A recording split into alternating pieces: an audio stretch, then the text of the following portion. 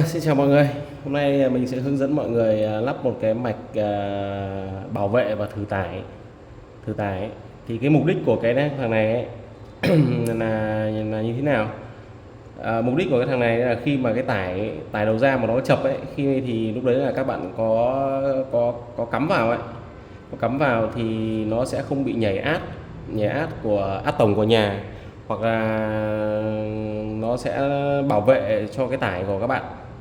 Đấy thì cái linh kiện thì đơn giản thôi, nó bao gồm có một cái automat này, một cái đuôi đuôi đèn, và cái tải ở đây các bạn cố gắng là mình sẽ mua lấy một cái bóng đèn sợi đốt nhé, khoảng 40 hoặc 60W, và một cái ổ cắm này chính là cái ổ cắm đầu ra, và một cái dây cấp nguồn vào.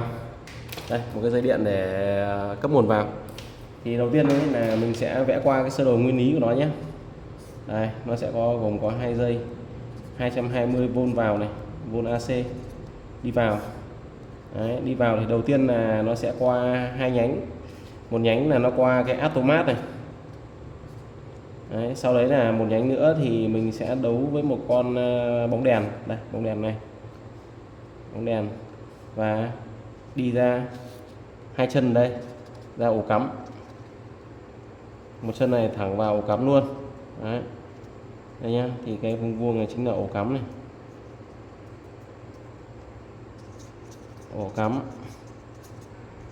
Ổ cắm để thử tải ấy. Đấy. Ví dụ như là mình muốn sửa nguồn hoặc là sửa những thiết bị ấy, thì thông thường là khi mình cắm vào đây này. Đấy, thì nguyên lý của nó này, khi mà cái automat này các bạn không mở nhé, các bạn ngắt cái automat ra, nó ở cái trạng thái mà không đóng ấy, thì cái điện áp 220V này nó sẽ đi qua bóng đèn, sau đấy là cái bóng đèn này sẽ nối tiếp với tải. Trong trường hợp mà tải mà có chập, tức là cái đầu này có chập này, thì cái đèn nó sáng mạnh, Thế trong trường hợp mà cái tải này mà không chập thì lúc đấy là cái bóng đèn này nó sẽ sáng yếu đi. Cái bóng đèn này sáng yếu đi thì bóng đèn mà nó sáng yếu thì các bạn có thể hiểu là cái tải này không chập. Thế thì sau khi mà nó sáng yếu, mình xác nhận là cái tải này không chập rồi ấy, thì các bạn có thể đóng cái automat này vào nhau. Thì lúc này là cái điện áp là nó sẽ đi đây, đi trực tiếp. Bởi vì là cái điện trở, cái này nó có điện trở là bằng ví dụ như là khoảng 10 ohm chẳng hạn, nhưng mà cái điện trở nó không ohm, vậy là cái điện áp nó đi hết qua cái không ohm này, nó qua trực tiếp vào gia tải về N. Đấy, thì cái này là cái thử tải. Thì bây giờ mình sẽ lắp một cái mạch này để thử tải nhé. Đối với làm điện tử thì thông thường là mình sẽ phải có một cái đấy để mình test thử. Rồi. Thì bây giờ cái này nó dạng như cái cá cài dây bằng dây, nên là mình sẽ khoan định vị, bắt vít định vị cái dây này trước.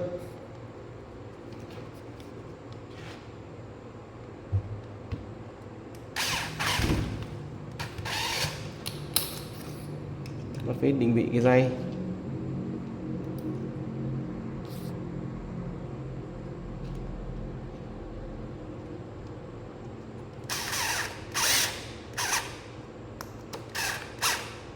Rồi mình cho nhẹ nhẹ tí thôi. Rồi, ok. Bắt xong viết định vị dây rồi. Bây giờ là mình sẽ bắt tiếp cái thằng này. Bây giờ thằng át này có thể gài lên trên cái này rồi nhé. Át gài lên đây rồi, đúng không? Đấy. Mình có cái ốp át nhưng mà không biết là đang vứt đâu rồi. Rồi, cái đây sau. Và đây là cái này là sẽ bắt cái đèn vào đây. Cái đèn vào đây thì hôm nay mình đi mua cái đèn sợi đốt nhưng mà kiếm mãi vẫn chưa có. Dạo này đèn sợi đốt là khó kiếm lắm các bạn. Sau đấy là mình sẽ dùng cái dây để mình đi dây. Đầu tiên là mình sẽ luồn hai cái dây này để vào cái đuôi đèn lên trên qua cái này để vào. Sau đấy là mình lắp cái đuôi đèn trước này. Bạn cái vít này ra cho vào đuôi đèn trước. Một dây vào đây, một dây bên này vào đuôi đèn này. Sau đấy là sẽ vặn lại, siết chặt lại.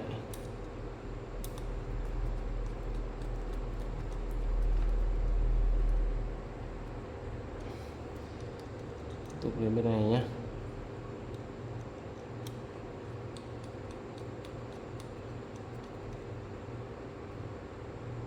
Rồi, bây giờ mình bẻ nó cọp sang bên tí, bẻ cái dây này thừa cọp sang. Xong thì bây giờ mình sẽ bắn cố định cái thằng này luôn, và cái này thì mình sẽ cho quay ra ngoài luôn. Đấy. Cố định cái thằng này, dùng cái vít để cố định luôn.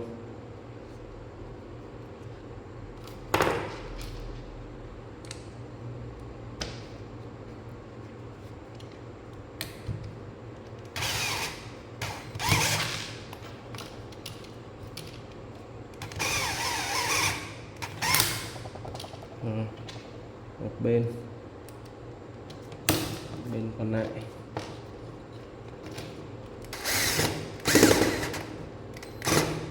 Xong mình thấy là đây trên sơ đồ này là cái đèn này song song với cái automat, thì bây giờ hai cái dây này mình sẽ đấu vào hai đầu của automat.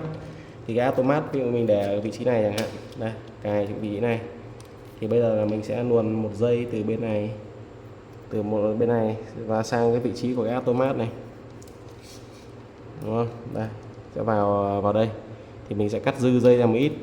Thế và một cái bên này nó là đầu bên này của automat, thì mình lại luồn qua đây, đi vào đầu bên này của automat này, tức là đấu song song cái bóng đèn này vào hai đầu, đúng không? Đấy. Thì bây giờ mình đo dây nhé, đo dây xong đấy là mình cắt luôn, đo dây xong cắt này. Ví dụ như là bây giờ dây lên đây thì mình lên đây cắt lên đây, cái này thì dây đến đây cắt luôn. Đấy. Bây giờ mình sẽ dùng cái kìm để mình cắt cái dây này đi.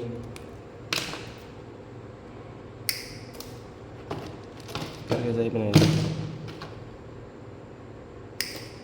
Mình tuốt một đoạn này để cho vào áp này. Rồi, bên này cũng thế này.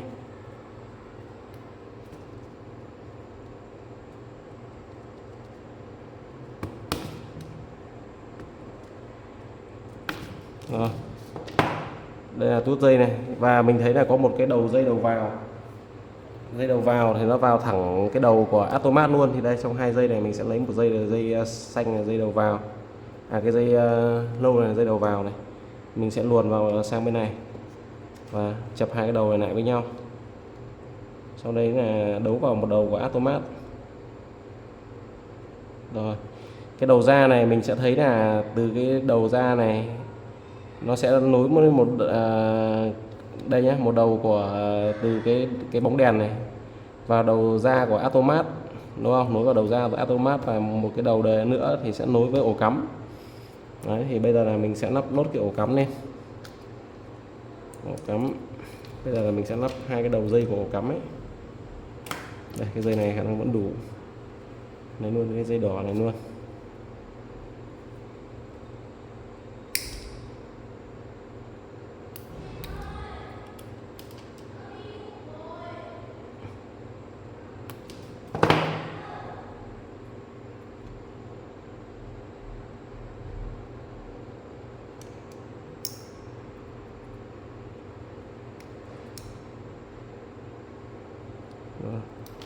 Thì sau đấy là mình sẽ cho nó vào cái nhất là cái khe này, bởi vì cái này của mình nó mất một con ốc rồi thôi, thì mình gá vào trong này luôn, gá vào cái khe này,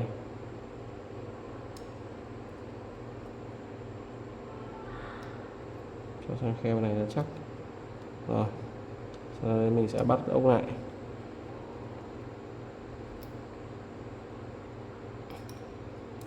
Tương tự cái dây bên kia sẽ cho sang đầu bên này của ổ cắm, mình cũng bắt luôn với khe này.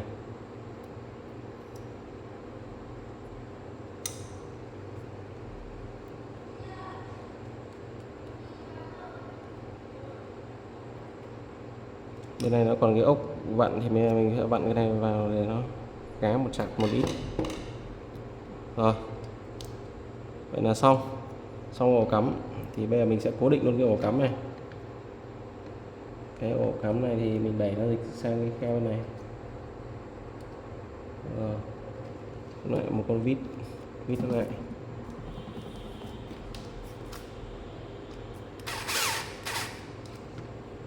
Bên này một con vít nữa.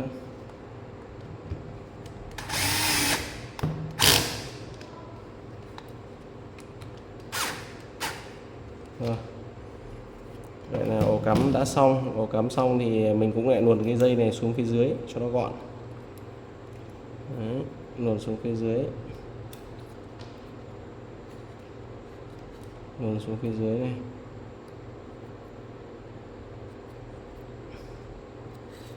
Rồi. 2 dây ổ cắm nhé, 2 dây ổ cắm này thì một dây nối trực tiếp vào một cái dây nguồn vào, và một cái này thì nối với đầu ra của automat. Đấy, thì cái này là mình sẽ lấy là đầu ra của automat này, luồn vào đây.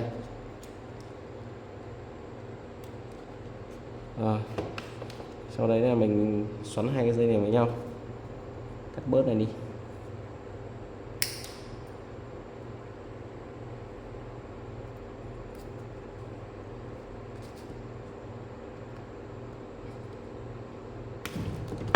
Xoắn hai này vào nhau này, gá vào cái đầu ra của automat.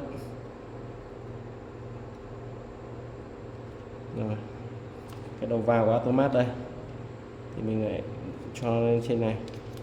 Đây mình sẽ gá cái át này vào.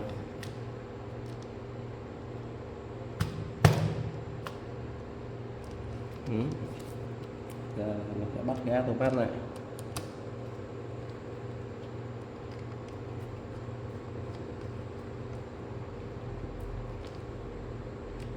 Cái át này thì các bạn chọn là cố gắng là mình sẽ chọn cái loại át nào mà có cái dòng nó nhỏ, cái át tổng của nhà mình ấy, thì nó sẽ ok hơn.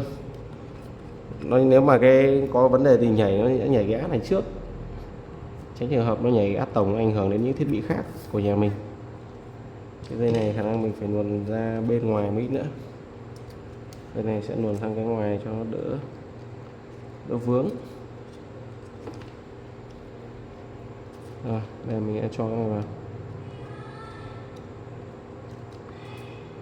chặt ốc lại. Bắt đầu vào hè, bắt đầu nóng bức rồi các bạn.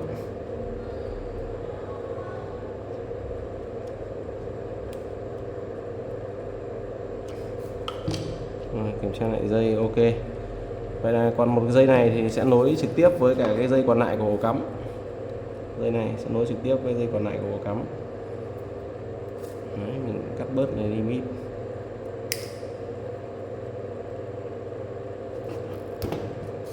Rồi, 2 dây này chập vào nhau, xong rồi cuốn băng dính lại là xong.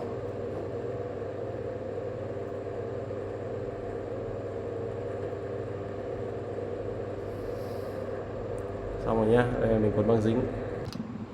Đây mình cuốn băng dính xong rồi. Đây mình lấy một dây điện mình buộc cái này vào đây, cái dây này có rằng nó đỡ bị đứt dây này. Sau đấy buộc lại này cho gọn. Đây là xong cái phần này rồi. Bây giờ mình cái ổ cắm này mình sẽ lắp cái này lại. Loại ổ này là cổ lắm này các bạn. Bây giờ kiếm cái loại này rất là khó. Hôm nay mình đi hỏi mua cái bóng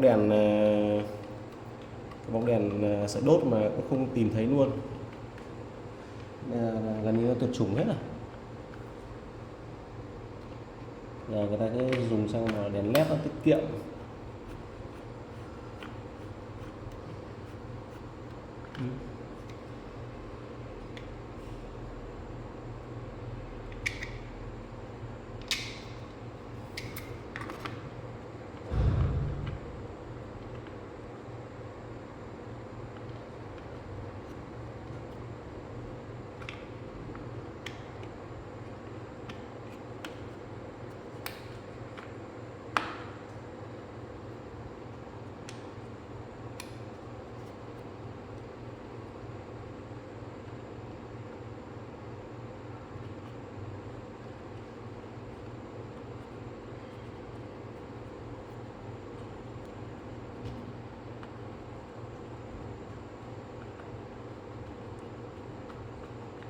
Ok, vậy là xong.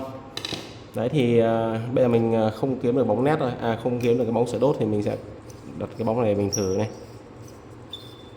Đầu tiên là mình sẽ vặn cái đường này vào, nhưng mà sau này các bạn làm ấy thì đương nhiên là phải kiếm một cái bóng sợi đốt nhé, bởi vì cái bóng này là trong này nó dùng mạch điện tử nên là thử nó sẽ không chính xác được. Đấy. Đây là mình sẽ cấp điện cho cái mạch này. tạm thời là off đây đi. Đấy, thì bóng đèn đang chưa sáng này, bóng đèn đang chưa sáng. Nếu mà mình off này đi chưa sáng này, bây giờ là mình bật lên cũng chưa sáng, bởi vì là chưa có tải đúng không, chưa có tải. Đấy. Ví dụ như là bây giờ mình sẽ cắm thử một cái tải là cái màu hàn lung của này của mình đi để xem nó như nào nhé. Bây giờ mình mở lên này, bóng không sáng, bật này lên thì nó sáng này. Đấy. Bỏ cái này ra này thì các bạn là không thấy sáng, bởi vì là cái tải đây, cái mỏ hàn của mình nó vẫn nóng này. Thế tuy nhiên là cái điện áp nó chảy qua cái này nó nhỏ quá, nó không thể đưa cái đầu ra, chính vì vậy các bạn sẽ không nhìn thấy. Đấy. Thế thì bây giờ sẽ phải dùng một cái tải là cái gì cho ví dụ như là bây giờ trường hợp là bị chập đi, chập cái đầu ra, chập cái đầu ra, ví dụ như là mình sẽ dùng cái này, một cái là mình cắm vào đây. Đấy, một cái là mình đưa vào chân này. Đấy, các bạn thấy không, nếu mà chập đầu ra như này thì đèn nó sẽ sáng này, chập đầu ra đèn nó sẽ sáng. Đấy nhá, đấy là cái automat này, cái nút này các bạn phải ngắt ra nhé, chứ còn nếu mà cái automat mà dập xuống thì coi như là nó sẽ thành một dây dẫn luôn. Đấy, thì cái bóng đèn này nếu mà sau này các bạn thay thì thay nó bằng cái bóng sợi đốt là ok. Đấy, bình thường là mình sẽ ngắt automat này, thế sau đấy là mình cắm tải vào. Đây mình có cái quạt, mình cắm thử cái quạt xem nó sẽ như nào nhé. Bởi vì cái này nó phải cái tải nhỏ nhỏ thì nó mới. Đây mình sẽ cắm thử cái quạt nào. Đấy, đèn sáng quạt không quay, đèn sáng quạt không quay. Bây giờ mình dập cái automat lên thì cái đèn này sẽ tắt này, bởi vì lúc này là cái điện áp nó đi qua cái automat này hết. Đấy, thì quạt sẽ quay, quạt quay. Bây giờ bỏ ra này thì đèn lại sáng này, quạt tắt này. Lúc này là cái quạt của mình chính là tải, cái quạt chính là tải, thì cái quạt nó sẽ như này này. Cái ổ cắm này nó sẽ cắm với một cái quạt, cái motor sang bên này. Đấy, thì điện áp mà nó sẽ đi từ L qua cái bóng đèn, qua bóng đèn này, qua đây, qua cái quạt và về N. Đấy thì lúc này là cái quạt thì nó tương tự như một dây dẫn. Mình thử bật số nhỏ hơn nó chạy không chạy được. Đây, nó có thay đổi ở đây nhưng mà nó không chạy được, không chạy được quạt. Bây giờ nếu mà mình dập cái này lên thì quạt nó sẽ quay này. Đấy. Thì sau này các bạn mà cắm, ví dụ như là mình sửa cái nguồn này chẳng hạn này, cái nguồn xung này chẳng hạn, thì sau khi mà mình sửa được linh kiện rồi, nó sẽ bị chết phần công suất hoặc chết một cái gì đấy, sau đấy các bạn thay tầng công suất mới rồi, thì trước khi mà các bạn cắm cấp nguồn cho cái này trực tiếp ấy, thì các bạn sẽ lấy hai cái đầu đây có chữ N và N này, các bạn đưa cái dây đấy cắm vào cái ổ cắm này, cắm trực tiếp vào cái ổ cắm này. Thế sau đấy mình sẽ ngắt cái át này ra, ngắt cái át này ra, và lúc này mình cấp điện cho nó, cấp điện cho cái này, và mình xem là cái đèn này nó sáng như nào. Nếu mà cái đèn này nó sáng yếu, nó có sáng và nó sáng yếu nhé, bởi vì cái này nó dùng là cái đèn nét này thì là nó dùng ở trong nó có mạch điện tử rồi, cho nên nó sẽ không chính xác. Thế còn cái bóng sợi đốt ấy là nó tương đương với một con điện trở, thì lúc đấy là cái con điện trở đấy sẽ nối tiếp với cả cái nguồn này. Đấy, nếu mà cái nguồn này mà chập ấy thì điện trở này nó sẽ là thì cái dòng đi qua trực tiếp qua cái đèn này, nó không đi qua cái bộ này nữa. Thì cái đèn này sẽ sáng mạnh lên. Thế còn trong trường hợp mà cái này nó có chạy nhá, nếu mà nó chạy nó không bị chập, nó chạy rồi ấy, thì cái điện trở này nó sẽ sáng yếu đi, bởi vì cái này nó cũng tiêu thụ dòng mà cái này cũng tiêu thụ dòng. Đấy, thì cái bóng đèn này sẽ sáng yếu đi, và nhìn vào cái mạnh yếu của cái bóng đèn này thì các bạn biết là cái này nó đang hoạt động hay là vẫn còn bị chập. Thế sau khi mà mình phát hiện được là cái này nó không bị chập, nó chạy rồi ấy, thì các bạn dập cái át này lên. Đấy, thì lúc đấy là mình có thể cho cái nguồn ấy chạy trực tiếp vào cái cho cái bộ này chạy trực tiếp, cái bộ nguồn này chạy trực tiếp bằng điện lưới mà không qua cái bóng này nữa. Thì lúc này là nếu mà trong trường hợp mà nó vẫn còn bị cái vấn đề gì đấy nó chập đấy, thì cái automat này nó chức năng là nó sẽ ngắt đấy, nó sẽ nhảy ra này. Rồi, video của mình hướng dẫn thử tải đây là hết. Xin chào và hẹn gặp lại các bạn.